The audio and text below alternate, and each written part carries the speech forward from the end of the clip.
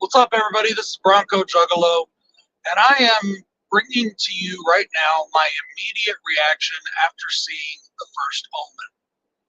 I just finished this movie a few minutes ago, and I wanted to bring you this reaction, not a review, but a reaction, because I'm going to be including this movie in this month's franchise frenzy, which is the part sixes.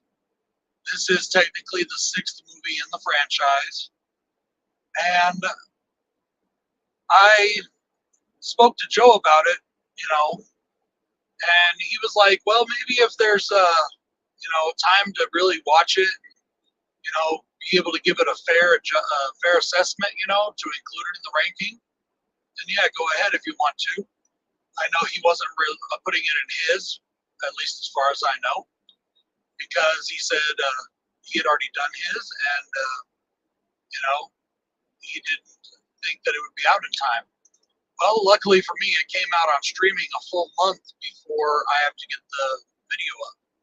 So I'll have plenty more times to watch it. So I plan on watching this at least 2 or 3 more times before I put it in that ranking. But I wanted to give you my first assessment of the film. Kind of my reaction, after just seeing it. First off, the one thing I think is maybe off about it is they messed up some of the dates. Now, this is a prequel to the original Omen, and I found it to be really good. I did enjoy it. It was a good movie, but it also had, I don't know if the word is faults. It did really well. I liked it a lot, but it very much relied on imagery, a lot of visceral. I don't know if the right word is satanic imagery, but just kind of like imagery to throw back maybe to the franchise, and that can be a good and a bad thing. I think that there were some deaths in the movie that were definitely a throwback to the first film. And I have the feeling that they ignore all the sequels with this film, including my favorite, which is part 3. And the reason I think they ignore the sequels is that the timeline would be weird with the sequels, especially part 3, which takes place sometime during the 80s. And this movie, if this movie and the dates are correct, this movie started in 1971. Damien's born in 1971. In this film, I don't remember what he was born in the original film. I honestly can't remember right now. But I don't think it would have been 71 if by like 86, 87, he's an adult. I believe he was born in the 60s. But in this film, he's born in 1971. And it leads right into, the original Omen movie. So I don't know if it's ever actually specified what the year is in the original film. I can't remember at the moment. I'm going to have to go back and watch it. But that's the one thing that I thought may have been messed up. I did think that the plot was pretty good. It's basically the Omen almost this movie is basically the Omen and a red herring film rolled into one with female body horror. And it very much is a body horror movie. There is a lot of surgeries and things about pregnancy and body of the woman, the main star, and other women in the film change. And while the miracle of birth can be a beautiful thing, it's very much leaned on the grotesque side in this film. Now, I read that one person, some critic, said that with the overturn of Roe versus Wade, this movie is basically like a twin movie to the movie Immaculate, which just came out. And that both of these movies are about religious orders forcing women to get pregnant and have babies. And about how, God and religion is starting to fade away and is no longer relevant. And my beliefs on that, I think that's utter and actual bullshit. But I mean, I don't really think this has any political motivation whatsoever or social motivation. I think they were just trying to make a prequel to The Omen, and it just happened to come out at the same time as this other film. Now, to me, that sounds like the work of a conspiracy theorist, and I think that's just idiocy, but that's my opinion. Now, I really liked the imagery in the film. There's a lot of it. Like you can see on the thumbnail that I used, even when she is praying in the church and the candles are around her, it looks like Jaws.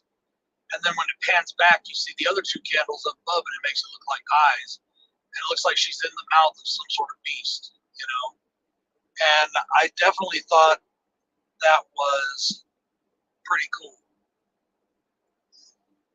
I did think that this is definitely a female-led piece, but I don't feel any sort of like Mary Sue type of stuff in this movie.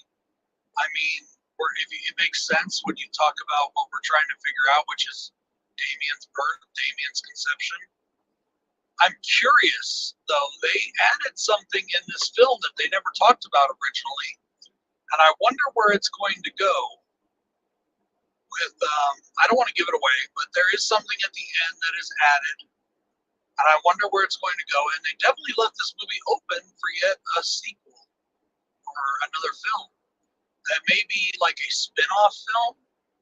I don't think it'll be on the direct line because this film leads directly into The Omen. But I do think that it's possible we get a spin-off film. Just saying. Overall, I thought the movie was pretty good. I don't know where I would rank it yet within the franchise, and I really don't know where I'd rank it yet within the 15 franchises that I've selected for Franchise Frenzy. Now, a lot of those franchises have dropped off already, but, because there was only 4 or 5 in them, or 5, I should say. I think I'll find it 5 at least. But it's going to be an interesting ranking when it gets done. I don't know. I have a feeling this film may come in higher than people think it will. And I'm really glad that it received a positive reception from critics. I'm glad it received a positive reception from audiences. And I'm glad that it received good money. I mean, it didn't make Halloween money or Halloween 2018 or that kind of money, smile money or whatever, but it made decent money for a horror film in this day and age. And I thought that was awesome. So, $60 million on maybe a $10 million budget. I didn't look at the budget, but I'm guessing it wasn't that much. It was pretty cool. There was some parts in this movie that I think were done. I don't know if they were done CGI or if they were done with an actor in a suit or whatever. But it's very brief parts. But I didn't know if those parts were needed or if we should have left them. If we should have left it, ambiguous and taken that part out.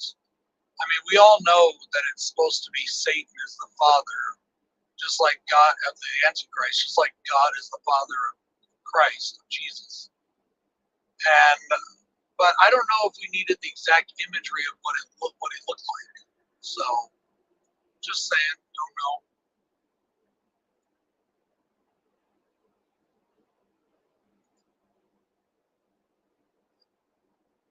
And there is one part of the original Omen that this film may contradict. I have to go back and watch The Omen again to be sure. And I love The Omen, and I've seen it a bunch of times.